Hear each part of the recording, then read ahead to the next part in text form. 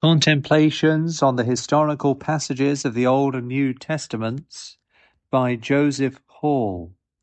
Book 2, Contemplation 1 of Noah. Genesis chapters 8 and 9. No sooner is Noah come out of the ark, but he builds an altar, not a house for himself, but an altar to the Lord. Our faith will ever teach us to prefer God to ourselves. Delayed thankfulness is not worthy of acceptation.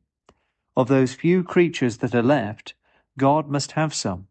They are all His, yet His goodness will have man know that it was He for whose sake they were preserved. It was a privilege to those very brute creatures that they were saved from the waters to be offered up in fire unto God. What a favour is it to men to be reserved from common destructions, to be sacrificed to their Maker and Redeemer. Lo, this little fire of Noah, through the virtue of his faith, purged the world, and ascended up into those heavens from which the waters fell, and caused a glorious rainbow to appear therein for his security. All the sins of the former world were not so unsavoury unto God, as this smoke was pleasant. No perfume can be so sweet as the holy obedience of the faithful. Now God, that was before annoyed with the ill savour of sin, smells a sweet savour of rest. Behold here a new and second rest. First, God rested from making the world. Now he rests from destroying it. Even while we cease not to offend, he ceases from a public revenge. His word was enough, yet withal he gives a sign, which may speak the truth of his promise to the very eyes of men. Thus he doth still in his blessed sacraments, which are as real words to the soul. The rainbow is the pledge of our safety, which even naturally signifies the end of a shower. All the signs of God's institution are proper and significant.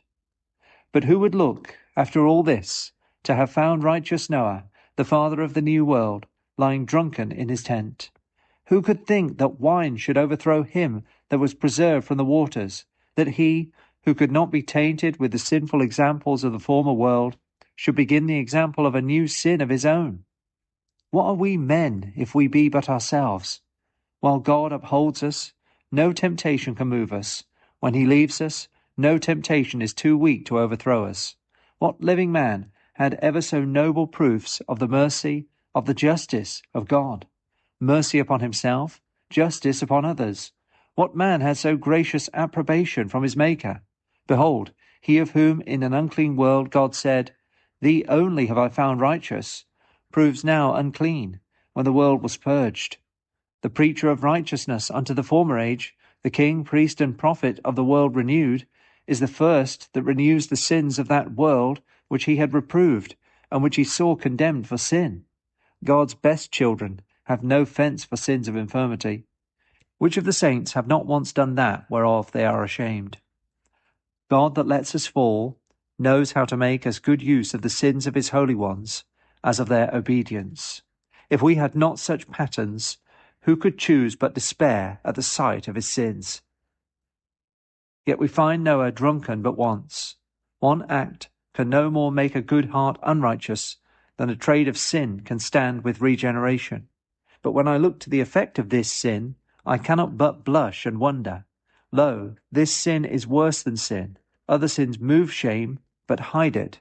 This displays it to the world. Adam had no sooner sinned, but he saw and abhorred his own nakedness, seeking to hide it, even with bushes. Noah had no sooner sinned, but he discovers his nakedness, and hath not so much rule of himself as to be ashamed. 1 hour's drunkenness betrays that which more than 600 years' sobriety had modestly concealed. He that gives himself to wine is not his own. What shall we think of this vice, which robs a man of himself, and lays a beast in his room? Noah's nakedness is seen in wine. It is no unusual quality in this excess to disclose secrets. Drunkenness doth both make imperfections and show those we have to others' eyes. So would God have it, that we might be doubly ashamed, both of those weaknesses which we discover, and of that weakness which moved us to discover. Noah is uncovered, but in the midst of his own tent. It had been sinful, though no man had seen it. Unknown sins have their guilt and shame, and are justly attended with known punishments. Ungracious Ham saw it and laughed. His father's shame should have been his. The deformity of those parts from which he had his being should have begotten in him a secret horror and dejection. How many graceless men make sport at the causes of their humiliation? Twice had Noah given him life, yet neither the name of a father and preserver, nor age nor virtue, could shield him from the contempt of his own. I see that even God's ark may nourish monsters. Some filthy toads may lie under the stones of the temple. God preserves some men in judgment. Better had it been for Ham to have perished in the waters than to live unto his father's curse. Not content to be a witness of this filthy sight, he goes on to be a proclaimer of it. Sin doth ill in the eye, but worse in the tongue. As all sin is a work of darkness, so it should be buried in darkness. The report of sin is oft times as ill as the commission, for it can never be blazoned without uncharitableness, seldom without infection. Oh, the unnatural, and more than Hamish impiety of those sons, which rejoice to publish the nakedness of their spiritual parents, even to their enemies. Yet it was well for Noah that Ham could tell it to none but his own, and those gracious and dutiful sons. Our shame is the less, if none know our faults but our friends. Behold, how love covereth sins. These good sons are so far from going forward to see their father's shame, that they go backward to hide it. The cloak is laid on both their shoulders.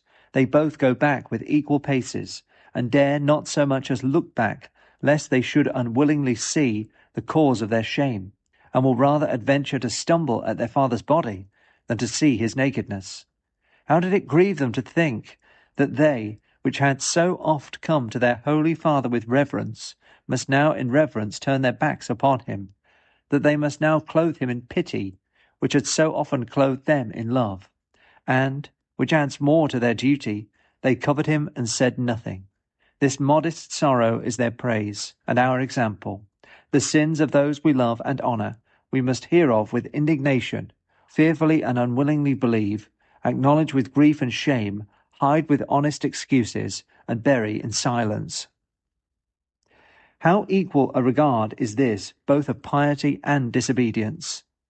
Because Ham sinned against his father, therefore he shall be plagued in his children. Japheth is dutiful to his father, and finds it in his posterity.